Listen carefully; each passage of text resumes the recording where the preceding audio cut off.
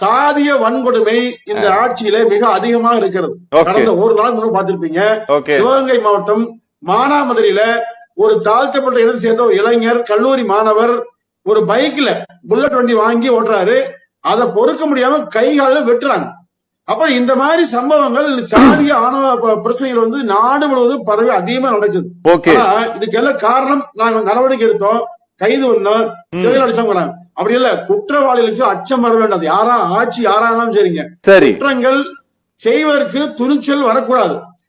குற்றங்கள் ஏன்னா சார், பாலியல் பிரச்சனையில 100% கடந்தா ஒரு மாசத்துல 250 மாறுது. நீங்க இந்த ஆட்சி பாருங்க, 6500 சார் கொலை கொள்ளை சமம் இருக்குது. 55,000 கொள்ளை, 6,500 கொலை நடந்திருக்குது. பட்டியல் போட்டு பாருங்க.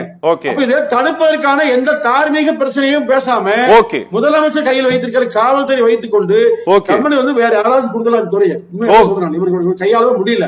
உண்மையில் முதலமைச்சர் பாவம், அவருக்கு எதுவுமே தெரியாது, தெரியல. யாரோ எழுதி தர்றாங்க, அதை வாசிக்கிறாரு. வாசிப்பதும் சில பிள்ளைகள், அவர் மீது தவறு இல்ல, அவருக்கு ஏற்படுகிற சில மனக்குறை. ஆனாலும் கூட முதலமைச்சர்கள் இது போல நல்ல வார்த்தை எழுதி கொடுக்க சொல்லி படிக்க வேண்டும். படிப்பதில் கூட அவருக்கு யாரோ எழுதி கொடுத்தா கூட நல்லா எழுதி தர மறுக்கிறாங்க. இந்த ஆட்சி 26 நிச்சயமாக அப்புறப்படுத்த வேண்டும் என்றுதான் மக்கள் நினைக்கிறாங்க.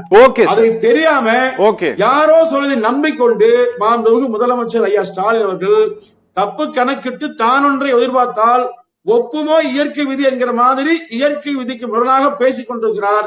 26 இந்த ஆட்சி அகற்றப்படும். அப்பொழுது தெரியும் ஐயா ஸ்டாலின் அவருக்கு நாம் செய்தெல்லாம் தவறு என்று. Okay sir, okay.